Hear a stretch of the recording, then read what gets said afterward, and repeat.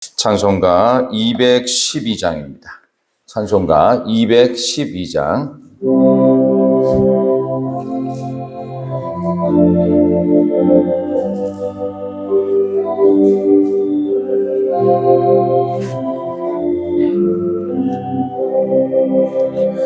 겸손히 주를 섬길 때 괴로운 일이 많으나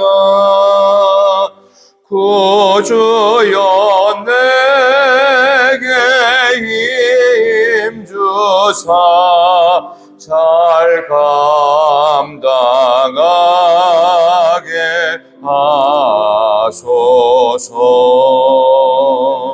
인자한 말을 가지고 사람을 감화시키며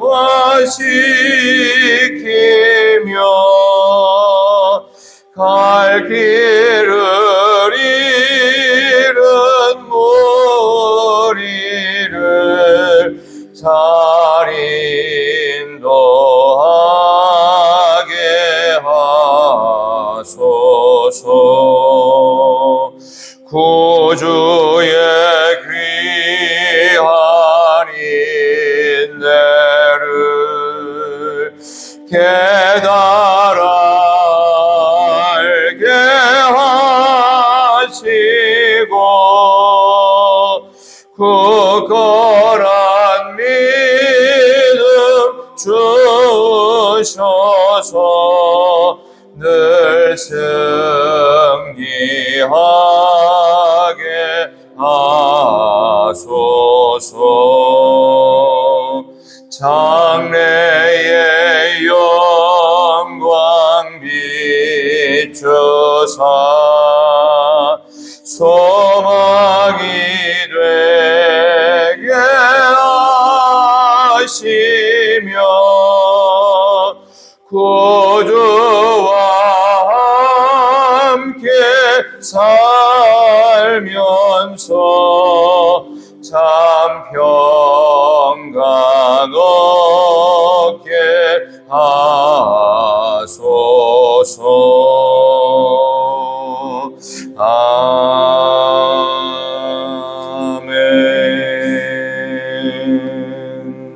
아멘. 아멘. 하나님의 말씀을 연이어 봅니다. 베드로전서 5장 말씀으로 넘어갑니다. 신약성경 381쪽 베드로전서 5장 1절부터 7절까지입니다. 신약성경 베드로전서 5장 1절에서 7절까지 말씀을 교독하겠습니다. 신약 381쪽입니다. 베드로전서 5장 1절부터 7절을 제가 먼저 읽습니다. 너희 중 장로들에게 권하노니 나는 함께 장로된 자여 그리스도의 고난의 증인이요 나타날 영광에 참여할 자니라.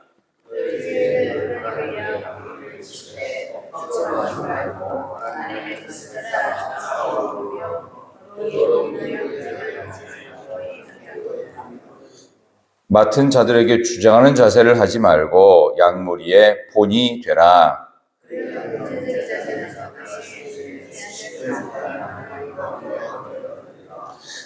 젊은 자들아 이와 같이 장로들에게 순종하고 다 서로 겸손으로 허리를 동이라. 하나님은 교만한 자를 대적하시되 겸손한 자들에게는 은혜를 주시느니라.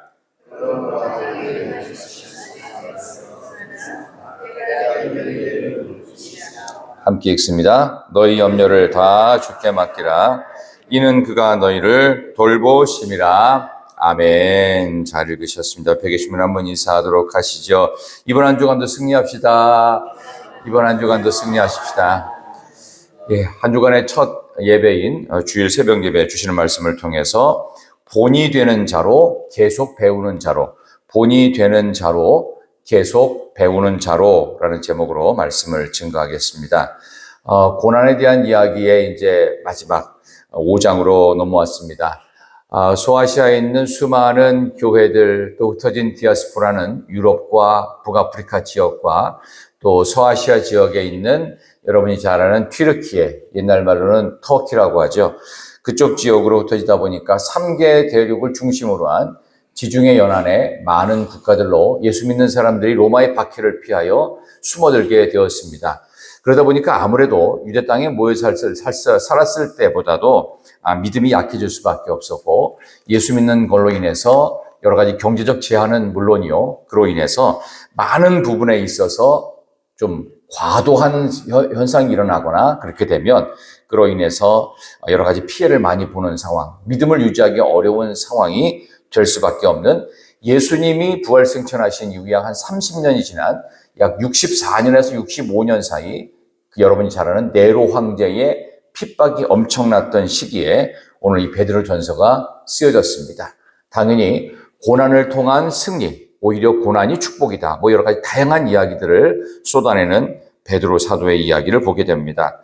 한 가지 재밌는 사실은 이 베드로 전서를, 신약 성경이잖아요. 신약 성경은 전부 다 헬라어로 기록되어 있습니다. 근데 이 헬라어도 두 종류가 있습니다. 조금 쉬운 헬라어가 있고요, 좀 고급 헬라어가 있습니다. 근데 여기 나오는 이 베드로 전서는, 이 베드로는 어부이며 사실은 학문이 없는 범인입니다. 배운 게 별로 없어요. 그러니까 고깃배에서 이렇게 일하시는 분들이 보면 워낙 일이 거칠고 험하다 보면은 이게 좀 상스러운 욕설도 많이 나오고 또 심한 그런 말들을 서로 많이 하면서 그 어려운 그 육체적인 아픔들을 다 이겨내는 그런 분들이 많습니다. 그러다 보니까 이 베드로가 예수 믿지 않았다면 아마도 욕쟁이 아저씨가 되지 않았을까, 싸움꾼이 되지 않았을까, 폭군이 되지 않았을까, 이럴 정도로 베드로는 말이 앞서는 사람이고, 여러분이 잘 아는 대로 예수님을 모른다 부인하고 저주까지 했던 인물입니다. 자, 그렇다면 이 베드로 전서는 쉬운 헬라어로 쓰여졌을까요? 아니면 고급스러운 헬라어로 쓰여졌을까요? 쉬운 헬라어로 쓰여졌을 가능성이 높죠. 참으로 뜻밖에도 이 베드로 전서는요, 굉장히 고급스러운 헬라어로 쓰여집니다. 그래서 저도 깜짝 놀랐어요. 이게 어떻게 고급스러운 헬라어일까? 오히려 요한복음 같은 경우는 굉장히 내용이 어렵습니다. 근데 그거는 굉장히 쉬운 이제 코인의 헬라어라고 그래요. 시장에서 쓰는 언어입니다. 그런 헬라어로 요한복음이 써 있고, 이 베드로 전서후서는요, 굉장히 고급스러운 문장을 갖고 있는 헬라어로 쓰여졌어요. 그래서 어떻게 된 일인가 봤더니 실제로 그 성령을 받으면 이 사람이 똑똑해집니다. 사도행전에 그런 기록이 나와요. 그래서 실제로 이 베드로 전서를 기록할 때 사도 바울은 굉장히 품위 있는 언어를 사용합니다. 그러니까 그 언어를 몰라서 안 쓴 게 아니라 그동안 살았던 삶이 예수 없는 삶에서는 수준 낮은 저차원적 언어를 쓰는데, 예수를 믿고 난 이후의 삶에는 베드로가 성령 받고 나서는 굉장히 고급스럽고 유창한 헬라어를 구사합니다. 그런 걸 보면 하나님께서 예수 믿는 자의 언어적인 면에 있어서도, 그래서 교회 언어가 따로 있어요. 교회 언어는 굉장히 품위 있는 언어여야 되고, 그래서 예전에 그 학교, 초등학교도 안 나오신 돌아가신 할머니들, 할아버지 세대에 있던 분들은 공부를 해보신 적이 없어요. 그런데도 불구하고 겨우 자기 이름 쓰는데 신기한 일이 성경은 줄줄줄 다 알아요. 그러니까 다 읽어요. 어떻게 읽나 봤더니 성경만 잘 읽어요. 그러니까 한글을 터득하는 그런 분들이 있을 만큼 하나님께서 예수 믿는 자에게는 이렇게 지혜를 주셨다. 그래서 제가 예전부터 말씀드렸죠. 교회 올 때는 뭘 갖고 와라? 뇌를 갖고 와라. 그만큼 예수 믿는 사람들은 이렇게 영적인 지식이 해박하게 되고, 그래서 아마 베드로 같은 무식한 인물도 이렇게 고급스러운 헬라어를 구사했을 것이다. 근데 실제로도 이 고급스러운 헬라어가 많이 나옵니다.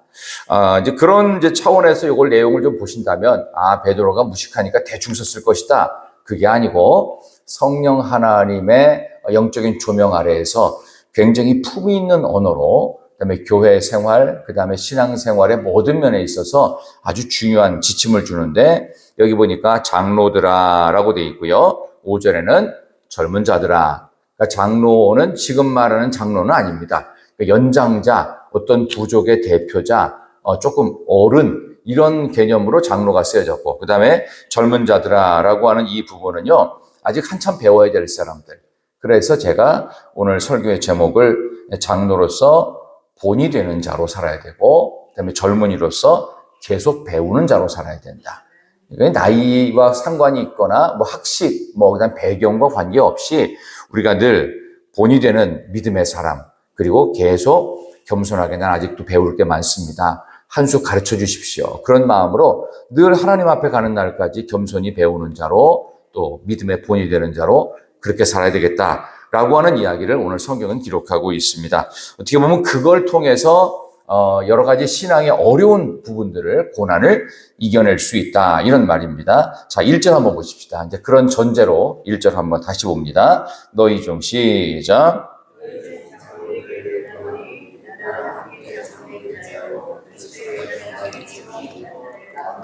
영광에 참여할 자니라. 아멘.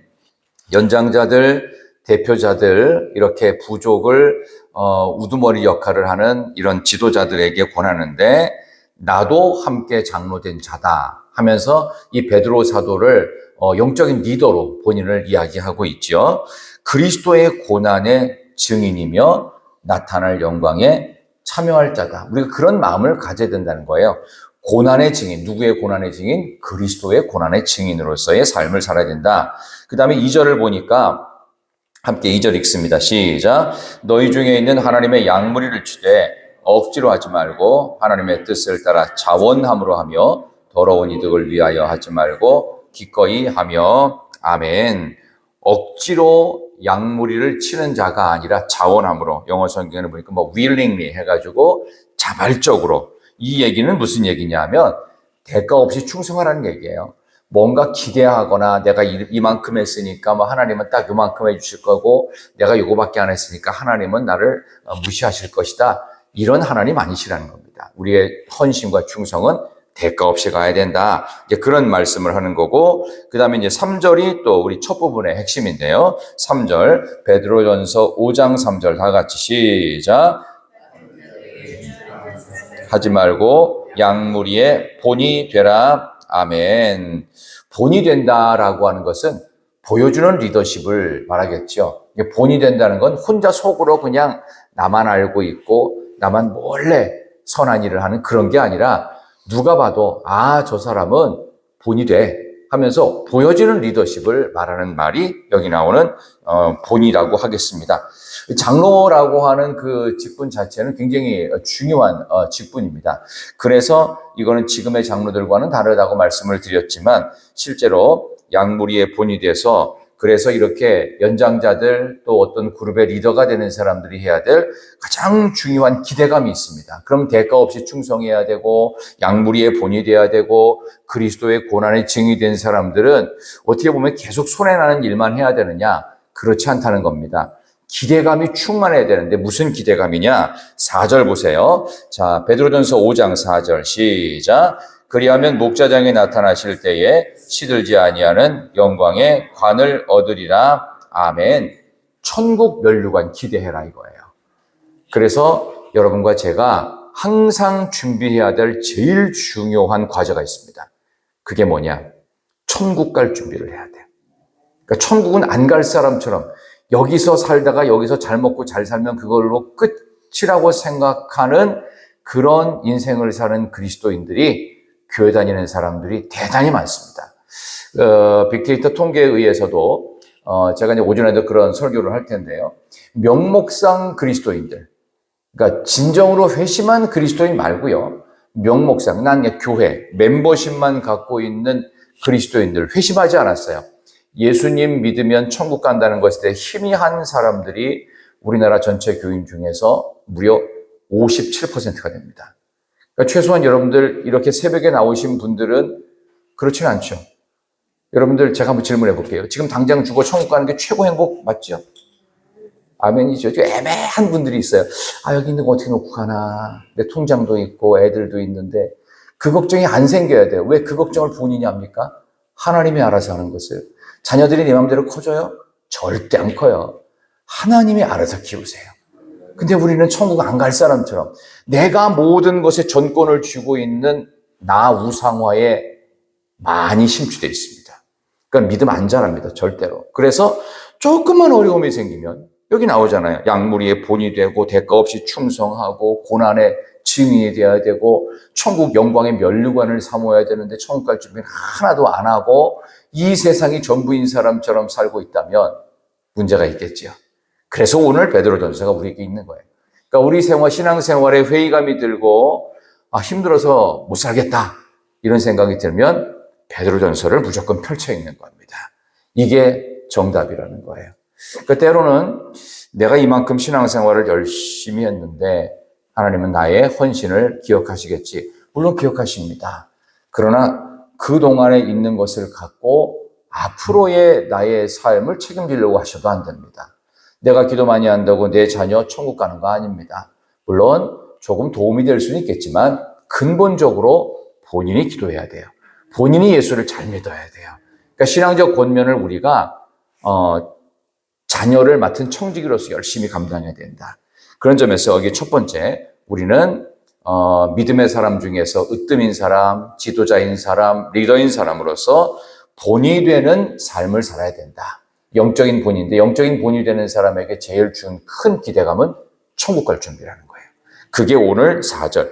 그리하면 목자장이 나타나실 때 시들지 아니하는 영광의 관을 얻으리라. 근데 우리는 생색내는 거 얼마나 좋아하는지 모릅니다. 사람들한테 인정도 받고 박수, 인기, 존재감을 과시하면 내가 없으면 뭐가 안 될 것 같은, 죄송하지만 다 쓸데없는 일입니다. 목자장이 나타나실 그날에 시들리지 않는 영광의 관을 준비하는 자로 믿음의 본이 되는 여러분과 제가 되기를 진심으로 축원합니다. 그 다음에 두 번째는 젊은 자들, 이제 항상 계속 배워야 되는 자로서의 삶인데요. 자, 5절 한번 다시 보겠습니다. 자, 베드로전서 5장 5절 시작. 젊은 자들아 이와 같이 장로들에게 순종하고 다 서로 겸손으로 허리를 동이라. 하나님은 교만한 자를 대적하시되 겸손한 자들에게는 은혜를 주시느니라. 아멘. 자, 6절까지 시작. 그러므로 하나님의 능하신 손 아래에서 겸손하라. 때가 되면 너희를 높이시리라. 아멘. 끝까지 배우는 겸손한 자로서 뭘 배워야 되냐? 5절 첫 부분에 순종하는 것을 배우셔야 되고요. 그 다음에 6절에 있는 것처럼 겸손한 것을 배워야 됩니다. 참 배울 게 많죠. 근데 이게 겉으로 보여지는 게 아니고 우리의 삶으로 그거를 증명해내야 되는 거기 때문에 쉬운 일은 아닙니다. 그러나 이것을 해야만 우리는 고난의 자리에서 승리할 수 있습니다. 환난의 자리에서 해방될 수가 있어요. 근데 이걸 안 하니까 조건으로 뭘 채우고 더 많은 것들을 알고 또 더 많은 것들을 누리면 그로 인해서 고난이 벗어날 거라고 생각하는데 착각이죠. 그게 보통 만몬의 신인 돈이고 풍요의 신인 바알신의 21세기형 현대화 우상들입니다. 그 현대화 우상의 최고봉은 역시 나입니다. 나 중심으로. 내가 모든 것을 할 수 있다. 그래서 내가 이것저것 다 갖고 있고 누리고 있다면 된다라는 생각을 하시는데 아니라는 것을 확인시켜주고 있습니다. 성경은 끊임없이 우리에게 겸손하게 젊은이들처럼 배워야 되는데 예수님과 같은 순종과 예수님과 같은 겸손을 배우라고 끊임없이 가르치고 있습니다. 그리고 또 하나 부록으로 겸손한 모습에서 나타나는 증상인데요. 7절 보세요. 자, 5장 7절 한번 겸손할 때 어떤 일이 벌어지는지 5장 7절 시작.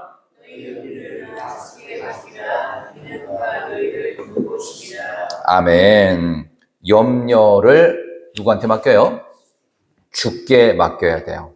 부분적으로 아니 전부 다 하나님께서 우리를 돌보시기 때문입니다. 그러니까 항상 배운다는 건 하나님, 거꾸로 밑에부터 하나님이 나를 다 모든 근심에서부터 돌보신다는 사실에 근거하여 두 가지를 배우라는 거예요. 그분께 순종하고 나를 돌보신 하나님께 순종하고 나를 돌보실 그 하나님 앞에서 어떻게 해요? 겸손하라는 거예요. 그러니까 이게 우리 평생의 작업입니다. 그래서 우리가 신앙생활을 하는 것은 내가 은퇴할 때까지만 신앙생활하고 70세까지는 순종하고 그 다음에는 안 순종하고 대충 살아도 되냐? 아닙니다. 그때부터가 진짜다. 보통 우리가 자녀들에게 교육을 할 수 있는 그 대상자들, 그 피교육자인 자녀들에게 그 교육자인 그 어른들은 어떤 사람이라고 보통 생각을 하냐 하면 부모들이 교육을 한다고 생각을 하거든요. 근데 물론 부모들이 교육하는 거 맞습니다. 근데 더욱 잘할 수 있는 분들이 있습니다. 부모님보다 자녀들을 더 잘 가르칠 수 있는 존재들이 있습니다. 그게 누구냐 하면 할머니, 할아버지들이에요. 왜냐하면은 부모의 시간을 2번을 살아봤기 때문이에요. 내 지금 자녀도 키워가지고 성인 되기까지 지금까지도 마음 쓰고 있죠. 손주는 그 다음에 또 다른 자녀로 부모 역할을 2번 하는 거예요. 그러니까 할머니, 할아버지들이 손주들을 잘 타일르면 애들이 말 들어요. 왜냐하면은 거기에는 엄청난 노하우를 이제는 2번째, 마치 군대 2번 가면 뭐 군 생활을 잘할지 모르겠지만 어쨌든 2번째 가르치는 거기 때문에 아주 잘할 수 있습니다. 그러니까 엄마 아빠는 애들이 말을 안 들으면 처음 부모 노릇을 해보기 때문에 그러니까 어느 정도 참다가 안 되면은 화를 낼 수도 있고 짜증 부릴 수도 있고 조금 무관심하거나 노하우가 없어 실수할 수 있어요.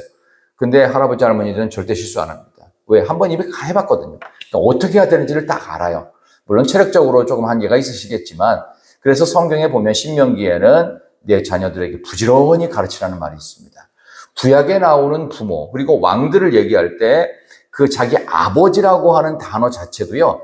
자기 바로 위에 나를 낳아준 아버지 말고요. 낳아주신 선조들을 말할 때도 구약 성경은 아버지라는 표현을 써요. 그래서 내 자녀에게 부지런히 가르치며 미간에 뭐 기록하고 문설주에 쓰고 하는 이런 그 신명기적인 가르침의 그 주체, 교육의 주체가 누구냐 하면은 할아버지, 할머니들이 그걸 주했습니다. 그래서 할아버지, 할머니들이 성경을 가르치고 할아버지, 할머니들이 신앙적인 권면을 훨씬 많이 하세요. 그런 걸 통해서 지금 할아버지, 할머니가 되신 분들이 이 가운데 여럿 있습니다. 그렇죠? 그러니까 손주 교육을 누가 한다고요? 할아버지, 할머니들이 하는 거예요. 그러니까 할아버지, 할머니들은 뒷방 어른이 아닙니다. 앞으로 나오셔가지고 손주들의 신앙을 책임지셔야 돼요. 이게 신명기적인 가르침의 아주 중요한 부분입니다.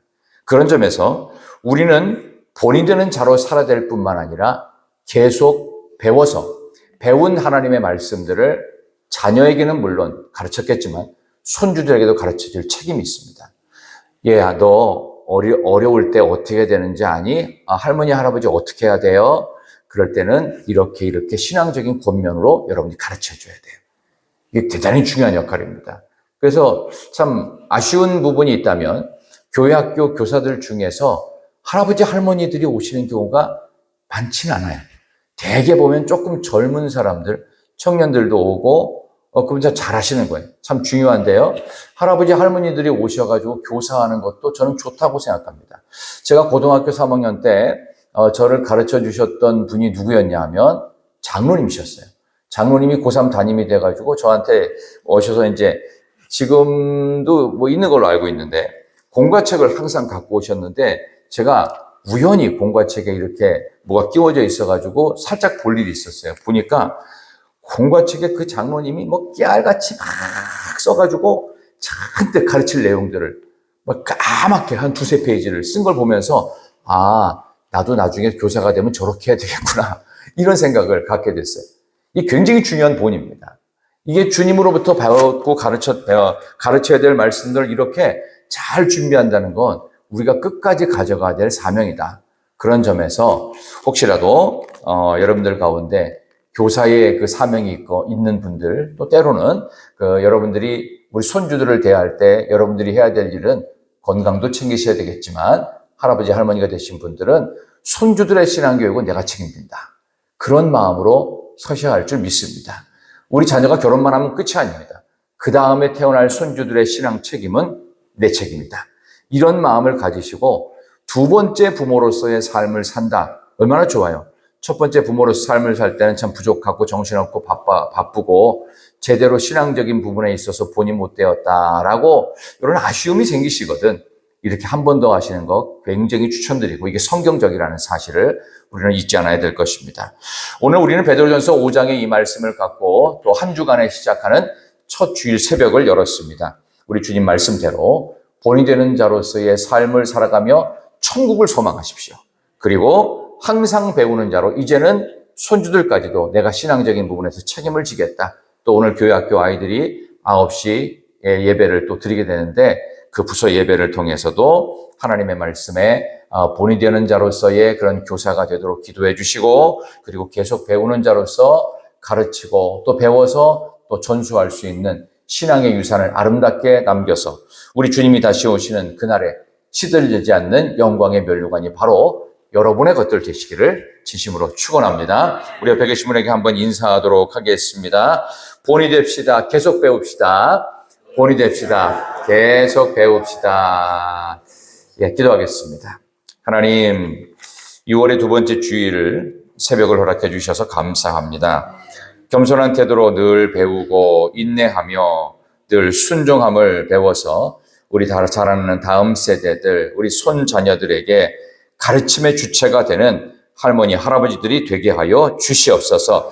믿음의 본을 보여주셨던 주님처럼 우리도 믿음의 본을 보이며 세상 모든 사람들 앞에서 예수 믿는 자의 아름다운 덕을 선전할 수 있는, 그리하여 천국 갈 준비 항상 하는 그런 믿음의 사람들 우리 모두가 되게 하여 주시옵소서. 한 주간을 시작하는 첫 주일 새벽입니다. 오늘도 가르쳐야 될 또 우리 아동부 아이들, 또 중고등부 학생들, 또 청년들이 있습니다. 유치부가 만들어지기를 소망합니다. 아버지 하나님, 장년들에게도 같은 은혜로 예배의 감격과 능력과 회복의 역사가 있게 하여 주옵소서. 기도하는 제목마다 응답의 역사 내려 주시옵소서. 예수님의 이름으로 기도드리옵나이다. 아멘.